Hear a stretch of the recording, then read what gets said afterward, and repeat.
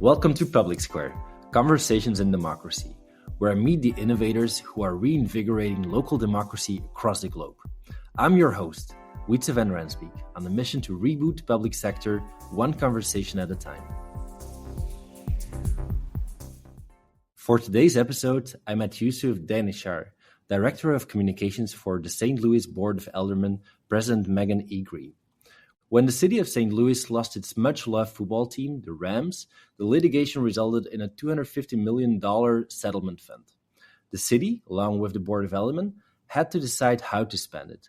So they took that decision to the residents in what Yusuf calls an act of co-legislation.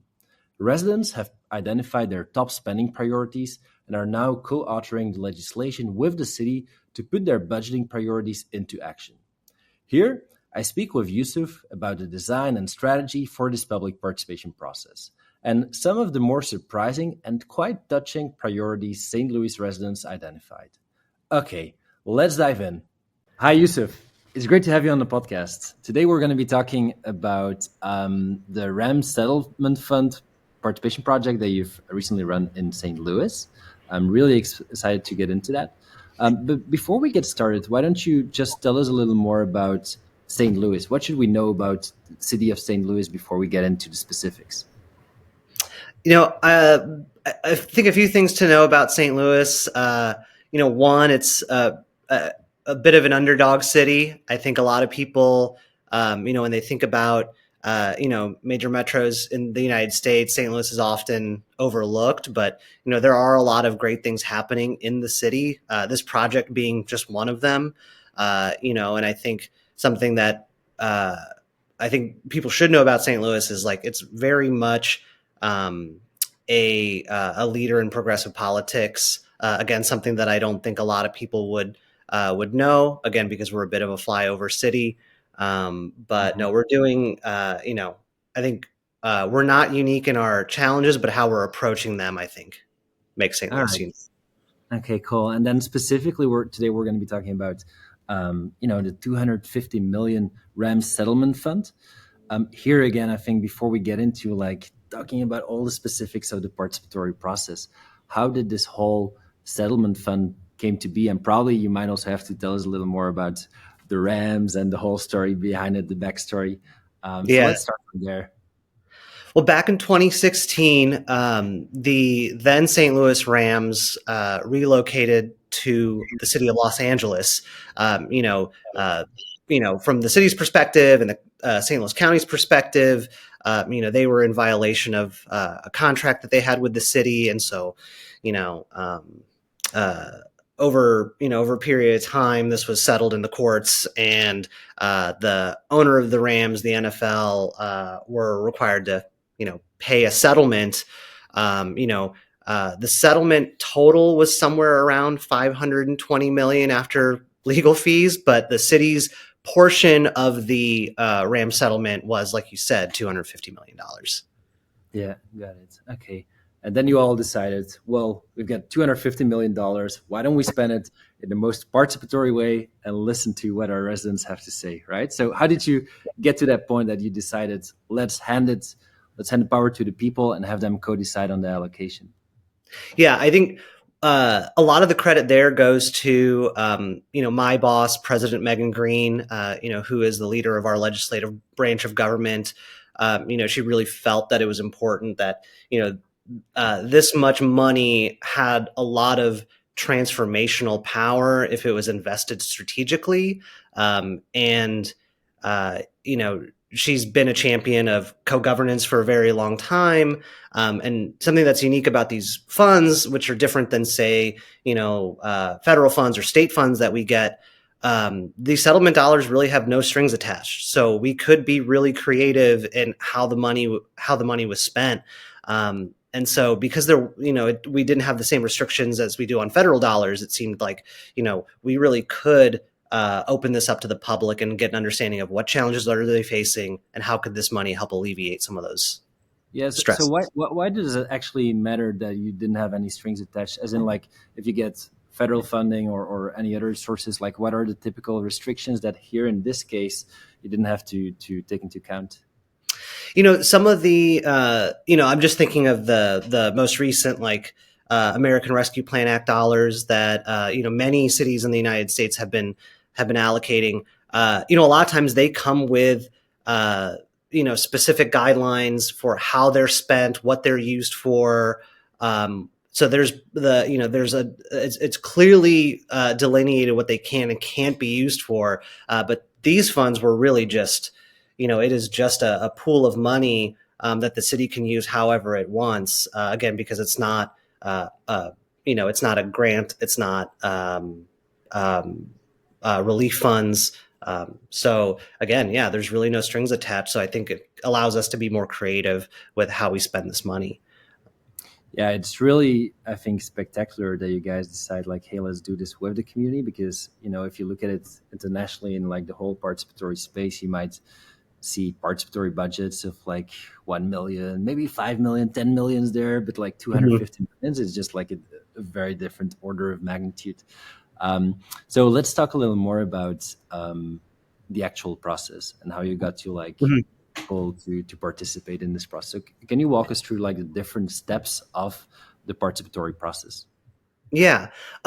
Before we do that, I just want to, I think something that's really important to mention, because this is kind of how we decided what the process would look like. Really what we want, kind of the overarching goal for these funds, was really to improve the quality of life of residents who are living in St. Louis, and to support economic growth and attract new people to the city of St. Louis. Those were kind of the guiding principles of how we designed this process. So the process itself, rather than, assuming we understand what people are, what kind of challenges people are facing in their day-to-day lives, the first step was to roll out a kickoff survey where we could get a sense for, what are the challenges that are preventing people from succeeding in St. Louis. Kind of parallel to that survey being launched, we also opened what we called an ideas portal, where residents could submit policy ideas to address some of those challenges. So that was like the first phase. Once that phase closed out, we took the ideas that we got in the ideas portal and matched them with the most frequently cited challenges.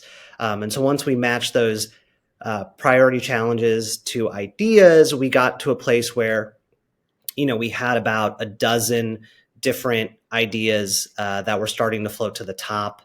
And then that kind of prompted the next phase. Pause there for a moment, Yusuf, before Yeah. you carry on. So what's interesting here is that you actually had two processes here in parallel, right? Like, hey, what are the bigger problems and what are your ideas? Did those two match? Did the ideas match with the problems that were most cited? So there were certainly in the ideas portal, the majority of ideas were focused on the challenges that people had identified in that survey. But kind of our long-term thinking for using this platform is, we really want people to be engaged in the legislative process from the beginning, which includes ideation. So we really wanted, even if there were some ideas in the ideas portal that weren't related to the challenges that were outlined in the through the survey, we still want to hold on to those ideas because, who's to say, during the legislative session, any number of issues are being discussed and considered. So these are all good ideas. We just wanted a repository for them so we could look back and see like, okay, like I think I remember someone had this idea for this issue. Maybe we need to look back at the portal to get those ideas. So long-term, we want the ideas portal to live on as a way to co-legislate with the public. Got it. Okay. All right. And so then you, and out of all those ideas and also on the problem statements, did those things confirm what you expected to come out of it? Or did you also discover kind of new things that you thought, wow, this is new to us. We didn't know about this. Yeah. Something that was surprising was there was really strong support for using the money to fix our aging water infrastructure. And that was a bit of a surprise. I thought, I think the thinking among most folks who are managing this process, we were expecting, more like day-to-day quality of life, like suggestions that would meet day-to-day quality of life issues. We hadn't necessarily thought that the public would be strongly in support of fixing water mains. We thought maybe they would want to expand public transit, or which certainly was one of the ideas. But that, I think, was a surprise. And surprising, like it's something that is pretty invisible, and it's not something Right. kind of right. Okay. Cool. Yeah, completely invisible, but very important. So yeah, once we had matched policy ideas to challenges, that kind of gave us about 12 focus areas, and then so that led to the next part of the process, which was, we wanted people to vote on, of those 12 ideas, which ones did they favor most. And the way we did that was we gave every participant on the platform 10 tokens, and then they could allocate those tokens, distribute those tokens among the 12 ideas however they wanted to. So they could divide the tokens equally among the ideas. They could put all their tokens towards one idea. Really, it was just a way to gauge priorities for people. And from there, we reached, 6 main areas that we needed to then hold public hearings on. We thought, now that we have these 6 ideas that have floated to the top, the next step really is to investigate those, research those, get a handle on what is the city already doing in those spaces, and then having public hearings to discuss those in depth with, subject matter experts and department heads. That was really just a way to determine feasibility of these ideas. Okay, tell us more about the 6 proposals actually that made it. Yeah, so the top 6 ideas that had the most public support were using the funds to replace water mains, to create pedestrian-friendly streets, increase city worker wages, to create a free or subsidized childcare program for city residents, improving downtown sidewalks and streets as a way to attract businesses back to downtown, and a revolving redevelopment loan fund for disinvested neighborhoods in the city. Right. Okay. So those 6 ideas, did you, in a way, in terms of like the expectation setting, did you commit to, what did you commit to? Did you commit to exploring these, and if there are no barriers, implementing these, or what was kind of the promise to the public? The promise to the public was, because these were the ideas they were most interested in, we really wanted to research them thoroughly, and understand, what funding is already available for these, how could these funds complement those initiatives, and are some of them even possible for us to do? So like one example, another thing that was a surprise was people really liked the idea of using the RAM settlement dollars to increase city worker wages and salaries. A pretty common, something that I feel like a lot of city residents cite as a frustration is that, city services like refuse pickup isn't as, it's not as regular as they would like. And a lot of that has to do with staffing shortages. So I think people were able to see, if we raise the salaries for those positions or wages for those positions, the city can then attract more workers, retain more workers, and then that obviously has an effect on daily services that the city is responsible for. So that was another surprise. But in doing the research through the public hearing process, we learned that we really can't augment people's salaries using this money. There is through the personnel department and the Civil Service Commission, there are a lot of guidelines in terms of how salaries and wages are set. So unfortunately, even though it was a good idea, there just was no practical way to implement it. But the other 5 ideas that floated to the top, certainly, there is a place for this money to land to support those initiatives. Yeah. Okay. Got it. Yeah. It's surprising to hear that. I mean, some of those ideas are really creative, right? It's not something that you would expect. I guess people would want to see things being built or something in the public Hmm. sphere, like thinking through social programs. But Hmm. that's kind of I mean, brings us back to what you said at the beginning. We're a pretty progressive city, and probably people thinking about those things is a good testament to that. Hmm. Now, let's talk a little more about the voting process, because you guys did a fantastic job at getting people involved. I believe you had about 12,000 votes that you collected, Hmm. right? 12,000 people voting, which is huge, because remind us of the total population in St. Louis. We're right now just under 300,000. Oh yeah, yeah, yeah, yeah. So I mean, that's still really impressive. What have you learned from that? Like, what were the success factors behind it, and how did you guys get so many people to participate in this process? I think again, and a lot of the credit for this goes to our policy director, Christina Garmendia. I think the reason why that voting exercise was so successful was that the prompt was clear. Like the question we were asking people was very clear. And it didn't require people to pick one idea over another. It really allowed them to prioritize the ideas, which was a reflection of kind of how, their life. Right. So rather than it being a binary question of would you put the money towards this or this, I think it got people to think more creatively about, well, if we could do all of these ideas, how would I prioritize them?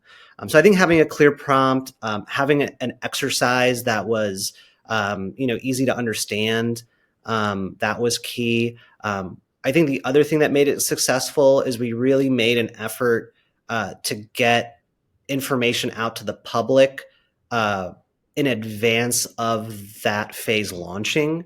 So whether that was doing news interviews or putting information out through social media, or I think one thing that is unique about our project is it's squarely in our legislative, it's being led by our legislative branch of government.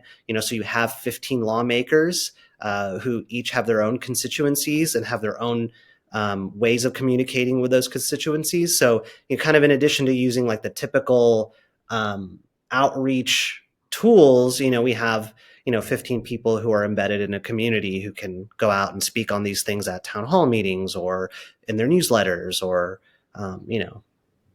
Yeah, so things it like was. that. It seems like it was an initiative that was also very broadly supported and Mhm. communicated. You mentioned TV shows, which is obviously, I mean, not easy to get on TV, I imagine. But how about also like the thing here is the Rams. They have a huge fan base.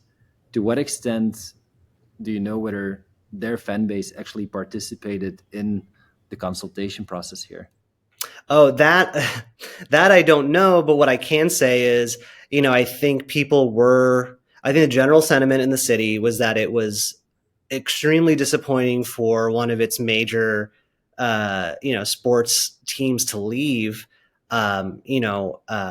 Louis is very much a sports town. We have hockey team, baseball team. In the last few years, we have our own MLS team.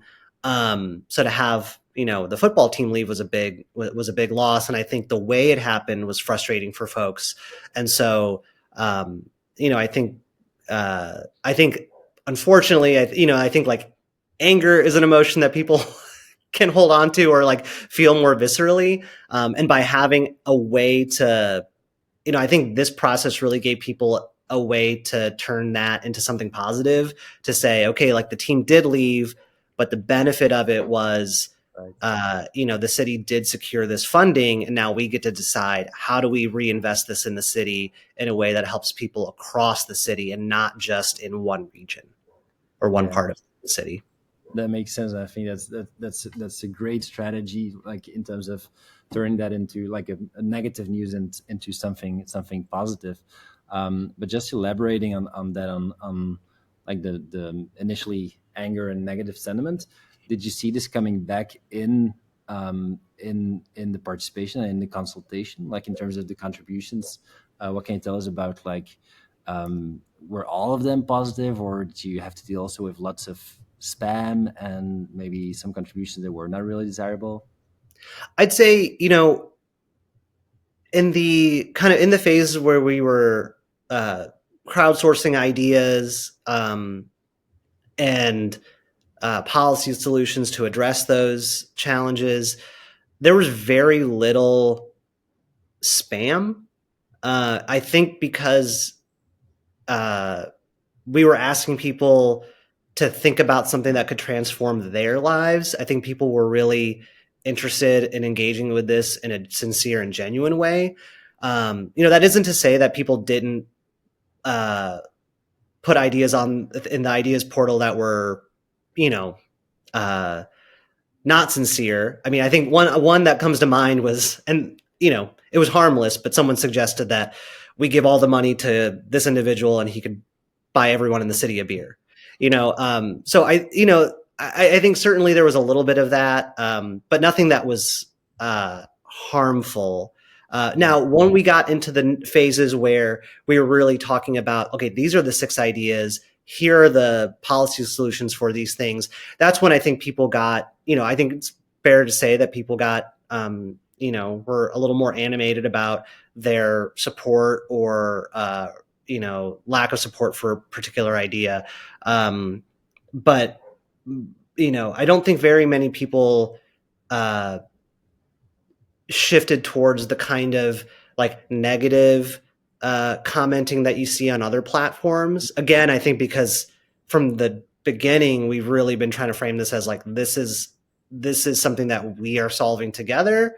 So I think it really brought out people who wanted to engage in this in a sincere way. Mm-hmm. Yeah.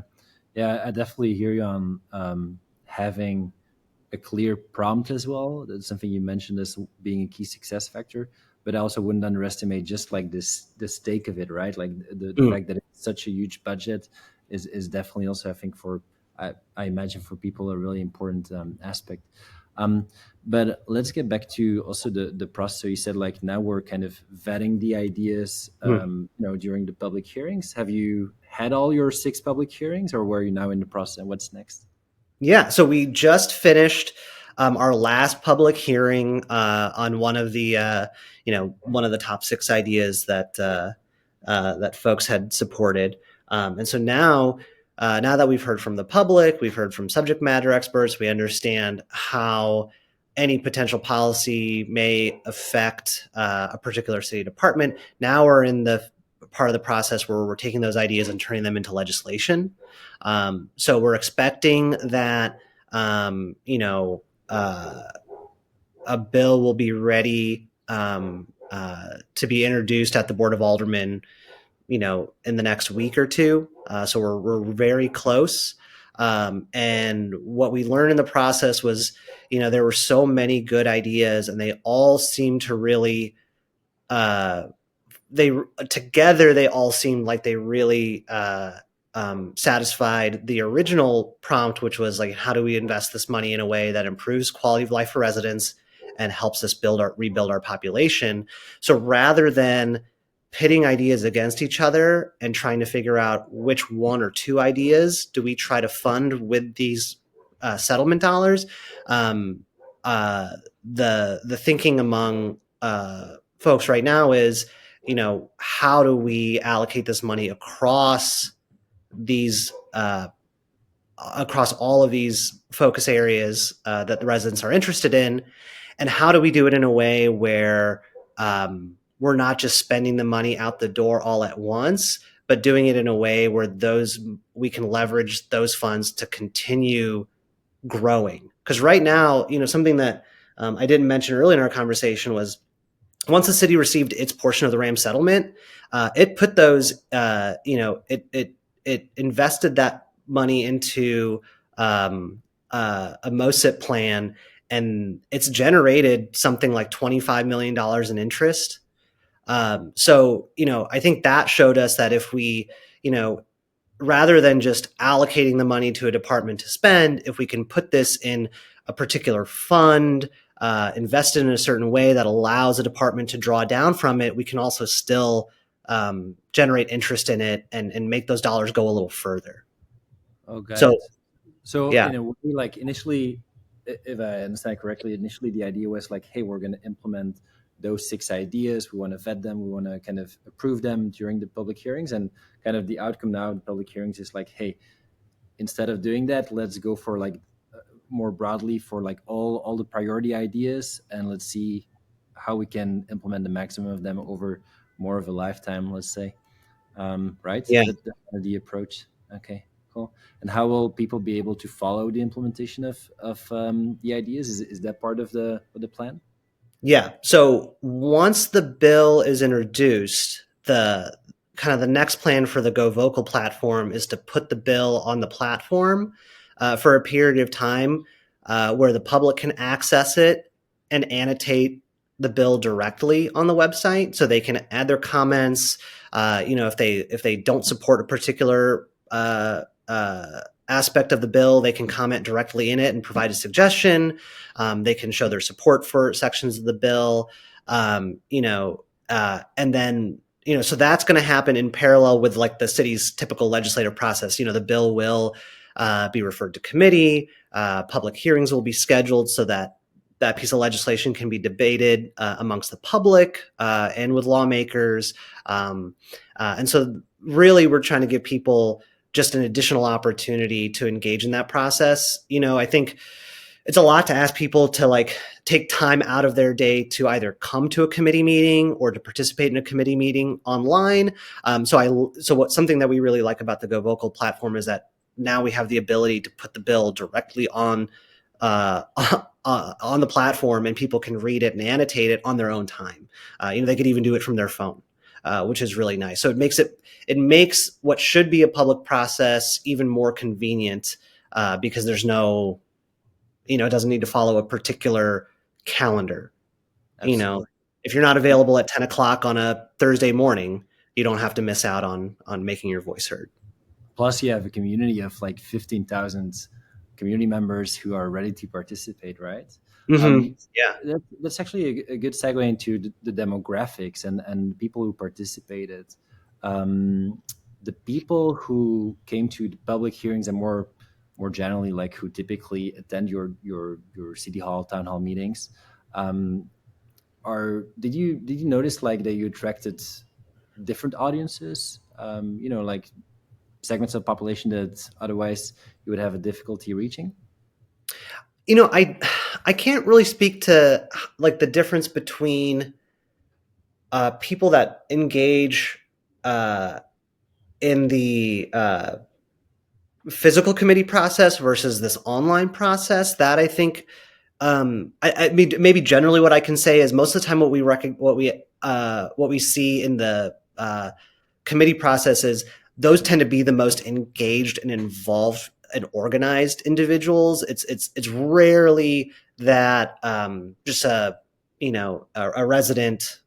Certainly it happens, but it's rare that like a resident would show up to a public hearing. Again, sometimes it doesn't fit with their schedule. So a lot of times it's organizers, folks who are organizing on behalf of residents to speak on an issue.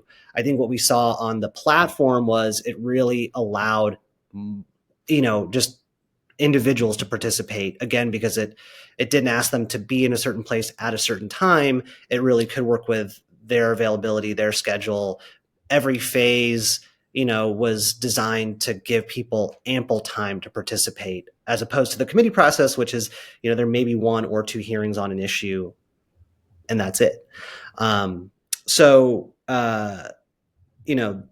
I don't know if that's exactly answering your question, but I think the platform really did a good job. That makes total sense. Helping us reach more people. Cool. Well, what's next, Yusuf, for you guys in St. Louis in terms of engagement? What do you take away from this process so far, and how does that inspire you for your future plans in St. Louis? Well, it really showed us that people, like I said at the beginning of the conversation, like St. Louis is a bit of an underdog city, and for that reason, I think people care deeply about the city and haven't exactly had until recently a way to turn that into something that was solution oriented. I think it's our job as the legislative branch of government to show people that like this is how you can make change. And I think once we follow through on this, we'll have started the hard work of rebuilding trust with the public and showing them like that this process works. If they stay engaged, they can make the change they want to see. And so my hope is that, once this wraps up, we can kind of springboard this into what we want to do, which is create just an ongoing ideas portal where if people either identify in another city a policy solution that seems to be having success, suggesting that we bring that here, or just pointing out that, there's this recurring problem in the city and here's an idea for solving it. Really what we want to do is create, we want to create a relationship with residents where beyond going to the polls to vote, they also know that they can, directly engage with their legislative branch of government to enact policy that affects their daily lives. So that's kind of the big picture goal. Awesome. Well, thanks so much, Yusuf, for sharing your story with us. Thanks, and congrats, by the way, on the great success that you guys have reached. It's really impressive. And thanks for making the time. Thank you. Thank you for joining us on our journey towards a democratic future. Subscribe to the podcast to stay connected. Next month, we'll be back with another trailblazer. And remember, democracy is a journey. It's not just a destination. Stay curious, engaged, and active in your local democracy. Until next time.